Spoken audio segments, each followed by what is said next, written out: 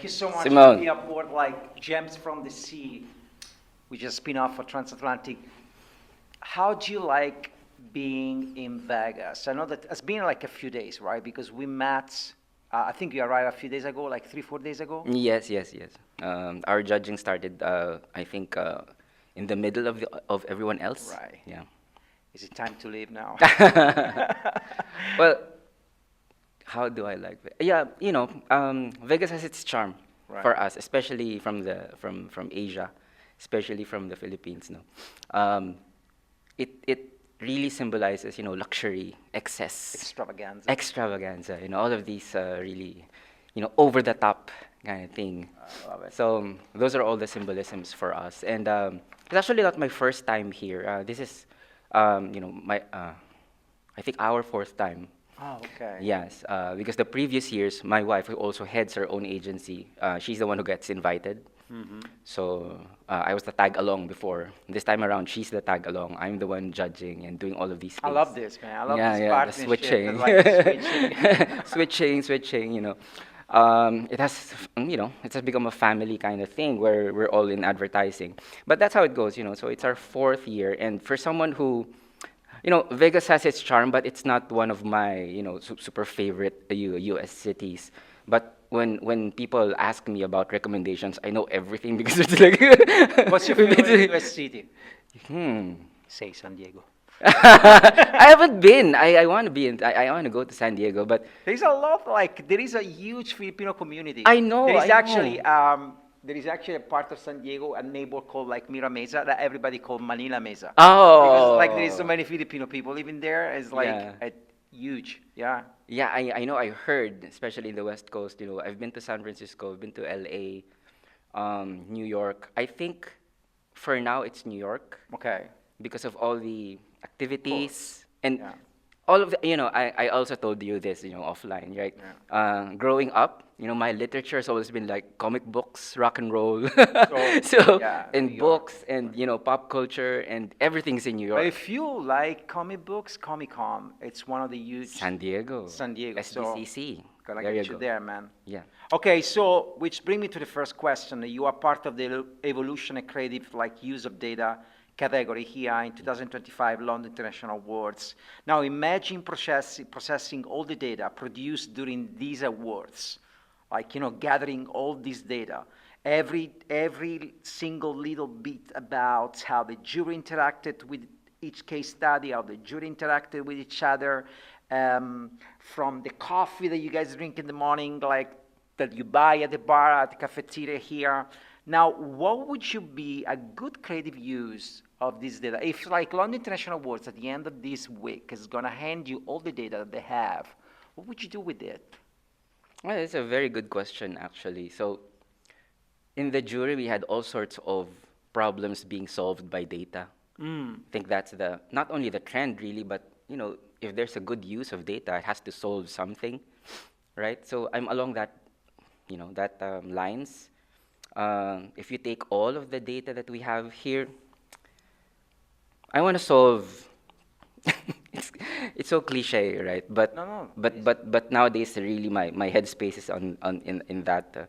My headspace is where we should all be working towards peace. Mhm.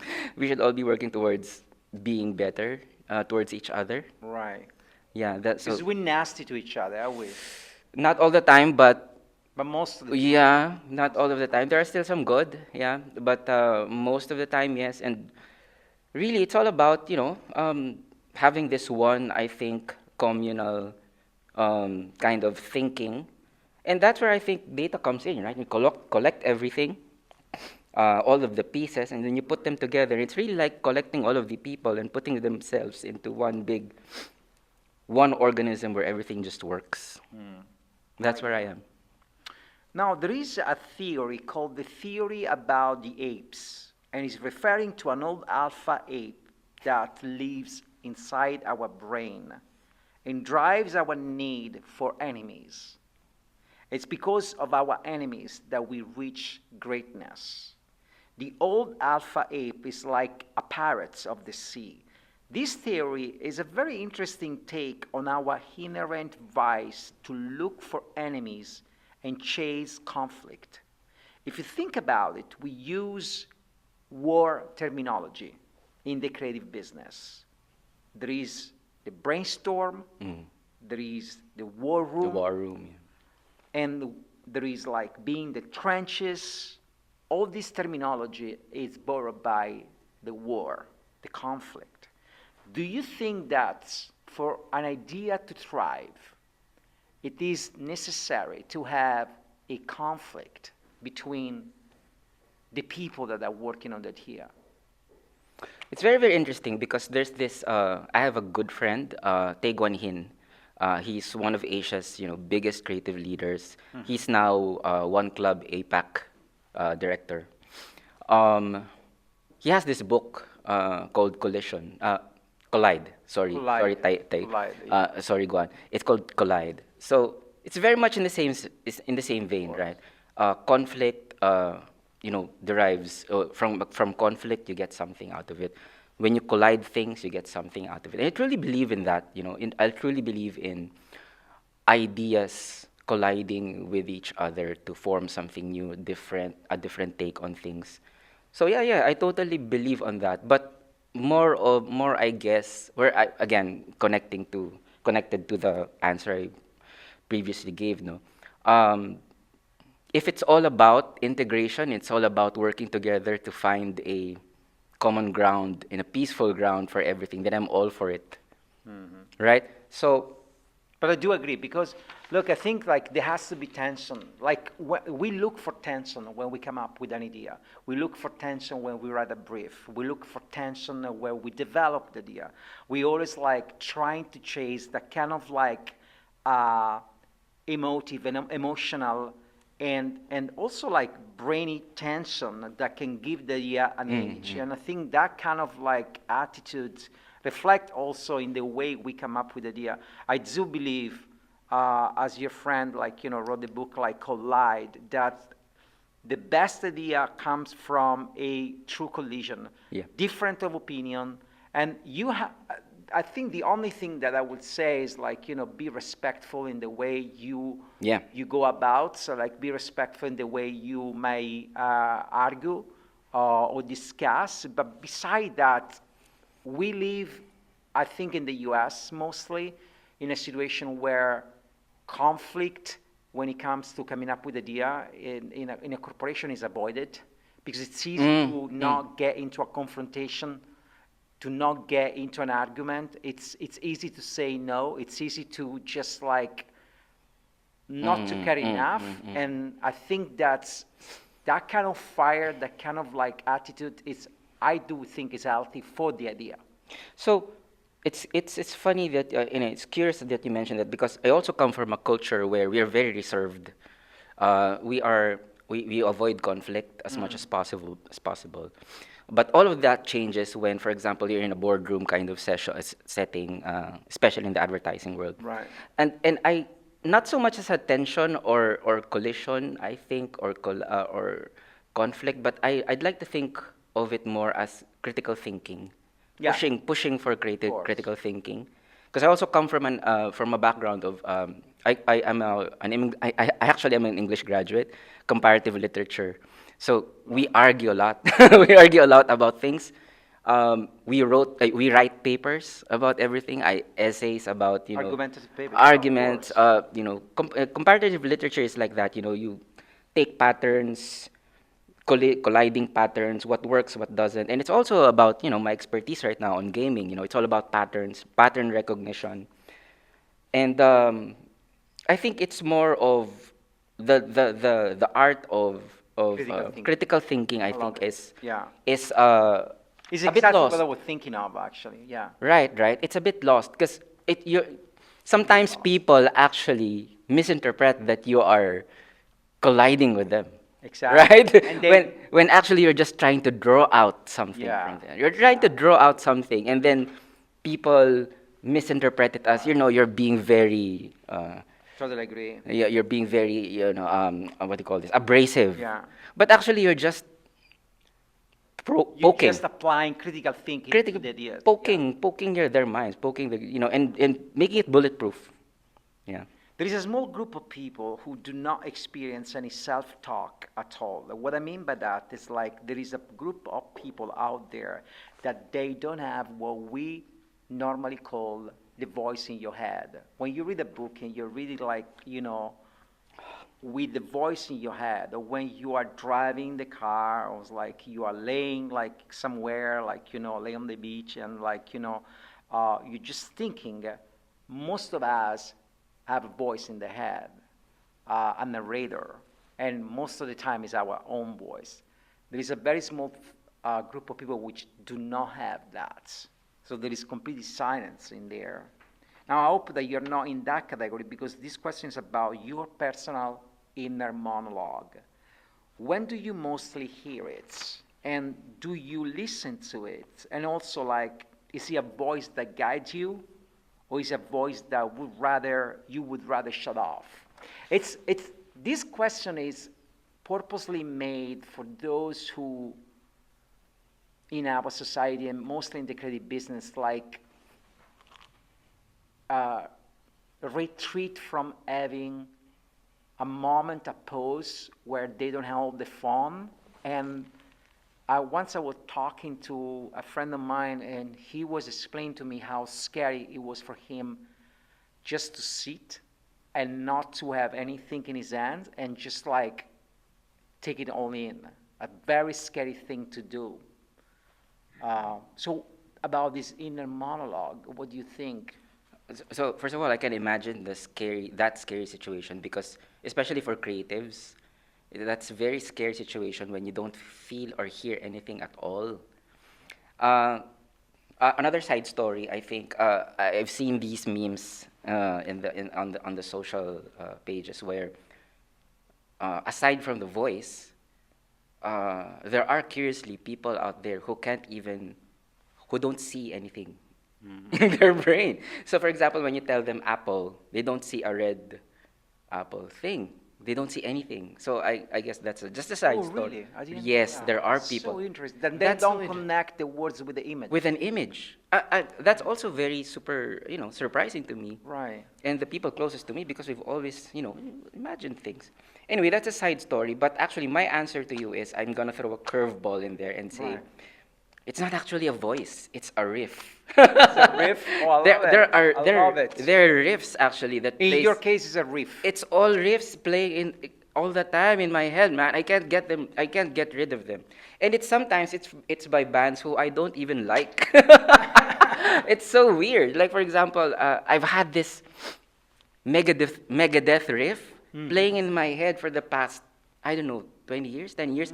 I don't even like them that much. I mean, I appreciate them Right. because they're the rivals of. As I told you, I'm a big fan of Metallica. Right. Um, they're rivals of Metallica, but I hear a riff of them all the time in my head. And sometimes when I hear the riff, I start tapping my foot. And then my wife says, stop that, because I don't want to hear air drums. So I love it. And I love the fact that you just don't have a voice, you have a riff. I have a That's riff. beautiful. I don't even hear melodies or singing. I just hear a riff, and then sometimes can get rid of it. I can only get rid of it, for example, when I'm suddenly, for example, playing a game. But then even then, when I turn the volume down, the riff plays. back. It comes back. Love it. And then I have uncontrollable, physical things that I do. Your biography say that you are a gamer. I mean, I guess like you already confirmed that a few times. A columnist, a musician, and a comic book enthusiast. I want you to drop these definitions into the giant whirlpool known as the Great Whirl. The Great Whirl can be a very wide current, like it can reach to 300 miles of width, and it's extremely powerful. If you blended all these definitions of yours into this like giant vortex, so what would come out of it? So let me just say that these questions are so interesting. Thank I think these are some of the some of the most interesting and most thought-provoking questions that been Thank been you. asked. Appreciate And it. I'm super enjoying them now because it's silencing the riff. Silencing the It's riff. silencing the riff because now it's being replaced by all of these thoughts. Okay, okay. So on that question, You many things, right? But if you yeah. were to blend all of these things, musician, comic book enthusiast, gamer, creative, into just one, I guess like, the shortest answer would be like, I'm just Ray. I'm like, I'm this person that occupied this space. But is there more to it? Like, of course there is, but what do you see? Um, I practice meditation called Brahma Kumaris. Please So tell me more. yeah, Brahma Kumaris teaches us that it's first of all I do it to again to silence things Okay? because I sometimes the mind Right. races, and it's been taught to me to address some stomach issues because apparently my gastroenterologist says, and he's the one who prescribed meditation to me. My gastro said that the part of your body which actually takes the brunt of emotions is actually not even the brain, not even the heart, it's the stomach, it's the gut. So now you have to silence the gut. So he taught me meditation. He told me, go to Brahma Kumaris. It's a free meditation course. It's based on Raj Yoga. It's this Indian philosophy. So I go there, and it totally changed my life because it taught me how to, number one, um, center, or not center, no, focus my thinking. At the same time, it teaches you that the world is a stage, and we're all actors. And if you're an actor, you are also permitted to carry lots of costumes with you. And it doesn't have to clash, and they don't have to clash. For example, when you're at home, you wear the costume of a father, or for me, a dad, a husband. They're not expecting you to be an advertising CCO, right? So the stress comes from your costumes are confused with each other. When suddenly you wear as a CEO, you wear a doctor's costume at home, but they're expecting just a mom or a dad. And now you're spewing, like, if you're a lawyer, for instance, and you go home, you're spewing all sorts of, civil code, Right. arguments, litigation, right? So I guess my point really is I'm very, very comfortable with many, many costumes. I don't try to condense them in one, but if I were to condense them in one, there's this character in the comics, just one of the many, many personalities of the Incredible Hulk. The Incredible Hulk is Of course. actually, he has so many, I mean, the explanation right now, he has so many dissociative characters, right? And one of his characters is called Mr. Fix-It. Hmm. And he's a big burly guy. He's still the Hulk, he's gray, but he's more intelligent, he's more cunning, and he actually helps people fix things. Hmm. That's why he's called Mr. Fix-It. And that's what I do. I like fixing Mr. things. Fix, I love it. I like fixing things. If And for me, everything again, this all relates to what you were saying earlier. Elements, putting them together.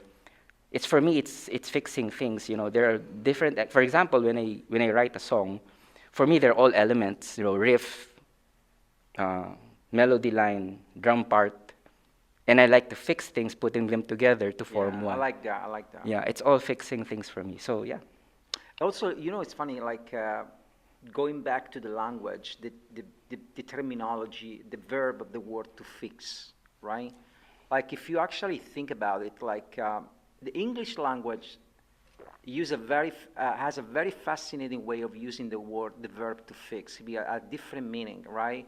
You can fix your car, but But you can fix your breakfast. Can you fix me breakfast?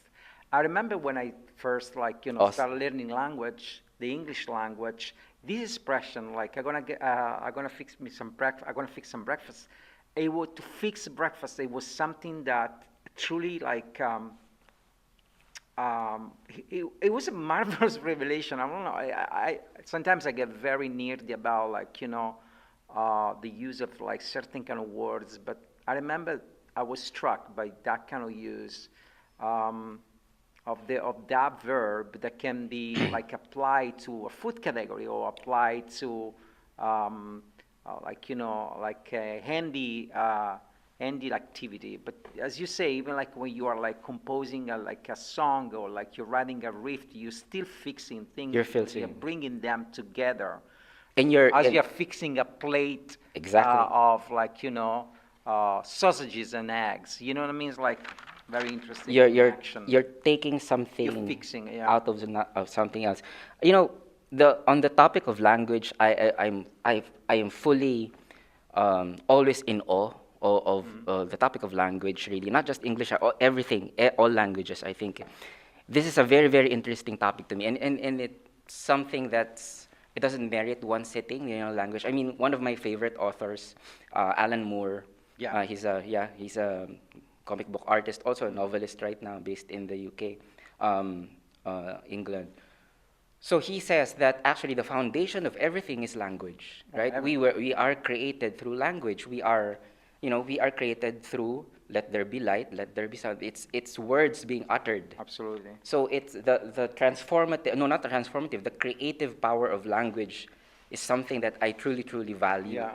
and it's very uh, it's all very powerful. He was saying that, and he's connecting it to magic also because he's a magic practitioner, and it's all about what's a grimoire, but actually just grammar, Right. right? So it's all language, it's all words to me. It's Absolutely. fascinating, and I love it. Okay, you can only attract according to the frequency you are operating on. Attraction is a secondary law. The primary law is the law of vibration, the primary law of the universe. Now, when sailing the ocean, one encounters and attracts a variety of phenomena, both natural and man-made, that affect the voyage. It seems to me that the advertising journey is not different from the law of attraction. What are you attracting in your advertising journey in 2025? That's Right.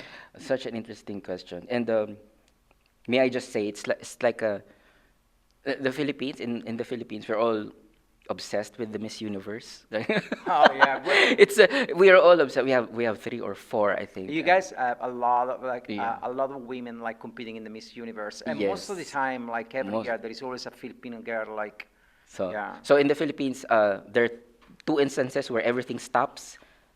Whenever there's a Miss Universe thing going on, and whenever there's a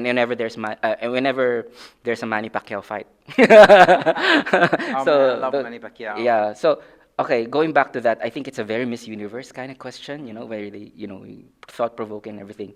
Um, to me, the frequency that I want to attract really is kindness. Hmm. I think kindness, Is it kindness, difficult to attract kindness in this time it, yeah. in advertising?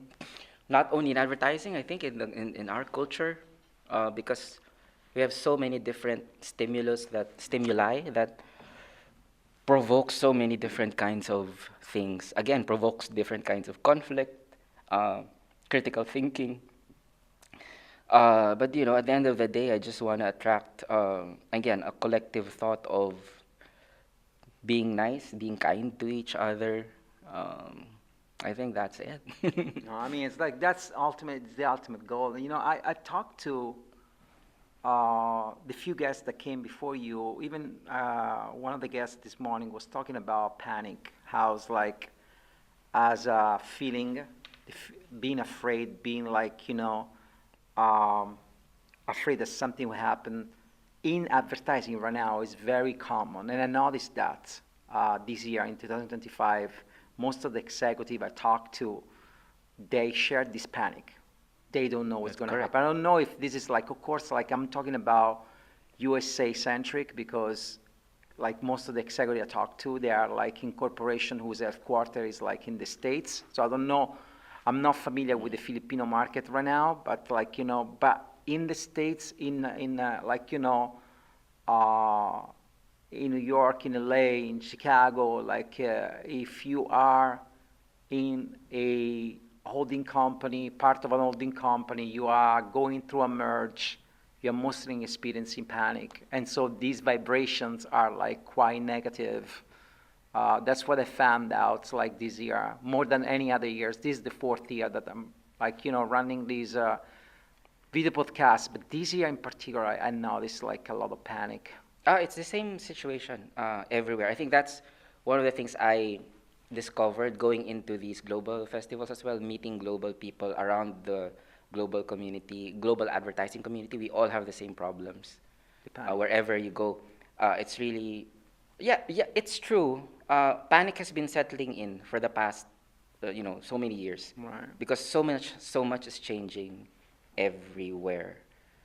I do feel though that if we concentrate on the panic, uh, you know, panic will Of rule course. us. Of course. Of Yeah, course. and it's also I go back to my answer earlier about the Brahma Kumaris philosophy, where you kind of celebrate. Actually, that's one of the reasons why I went into meditation in the first place, because was having panic attacks. So it's a way for me to to streamline the thoughts, and if you streamline the thinking of what's happening in advertising right now, it's really about fearing the unknown, which I feel is very, very easy to address. Hmm. Be familiar with the unknown. If that's what it takes, to curb the panic. I guess, you know, being open. The panic situation only comes in when you feel like you're trapped. Of course, fight or flight, right? But you always have the option to take it in and adapt. You don't Of have to course. fight, you don't have to fly. To fight, you don't have to That's a fly. good advice, man. Yeah, yeah. Again, never Right. ending learning situation, I think. There is a video circulating online filmed by employer number 6 at Google. The year is 1998, and the video takes place in Google's first ever office, which is a rented garage between two houses. In maritime terms, in nautical terms, what you are seeing in the video is Google Maiden Voyage, the first ever course of the journey of this amazing brand. And now I'm asking you to hold the camera and film your own beginning. What will be the first thing I see? Ah, that's awesome, man. It's taking me so far back. For me, it all started with, my elder sister coming home, bringing me my first comic book. It all started there. The comic book. It's it's great. It's great. It's great as a first comic book. It's Elvira's House of Mystery. Elvira's House of Mystery. It's an Oh, Elvira House of Mystery comic book. I think it was an issue. It was a limited series, so I think it was either issue 3 or 4. It was a science fiction issue. And everything started there, man. Everything, I mean, of course, we've been reading ever since childhood. But that one opened my eyes into thinking, oh, you can have so many things. You can explore so many places. I can retreat to so many places. I don't even have to be here, right? And yeah, that started the fantastic journey for me. And it games came from there. The games came from reading for me. It's language anyway. It's a different kind of language. Again, language. It's a different kind of language. Binary language of is course. really just video games. Music is just really, vibration, language, riffs, notes. So yeah, language again. We all go back So I to will see language. language really. This is the last question, Ray. There is a question I want to ask you, and it's about, I start with a famous quote that say, the world is a tuxedo, and you are a pair of brown shoes. Now, this is a simple question to break the ice that sits in the middle of every human ocean. When was the last time you felt that way? When was the last time you were walking through the world and you thought that the world was a tuxedo and you were just wearing a pair of brown shoes? Like not fitting. Yeah, yeah. I like how you explain it, because I'm not really the tuxedo wearing type, so so I don't know if I got the metaphor clearly, but yes, it's about Yeah, not not fit. fitting It's in. about not fitting in. It's about not fitting in. I mean, I would like to say that, all throughout my life, I've never felt I really fit in. I come from, I graduated from a science high school, and back home in the Philippines, when you graduate from science high school, they automatically just assume you would go to engineering, to biology, all science related. But I totally veered off path. I went to comparative literature, I went to literature, I went to the arts, I got into bands. So I've never really fit in The moment. technically. But then, I'm even right now, what I'm doing right now, I'm right in the middle of, I sit in the middle of game developers doing their own thing, advertising people doing their own thing. Rarely do they meet, rarely do they understand each other. Again, I go back to language. They speak totally different languages. Right. But I'm in the middle, and I'm not so much not fitting in right now, but now, again, going back to what we've been saying earlier, just integrating things, pulling them together, and making sense of things. So, yes, in as much as I do not fit in that, I don't see anyone else doing the things I'm doing, but I also celebrate the fact that I bring things together, bring Right. people Love together. it. Yeah. Ray, thank you so much for being part of Thank you. From the Sea. It was an awesome chat, Thank and you so much. wish you the best, and travel safe back to the Philippines. Thank you. Thank you so much. Thank you. Ray, Let's go. that was awesome, man. Thank you so much. Creative language. Yeah. That's great, man. Yes, Thank you so much. Let me know, yeah, he's gonna take pictures.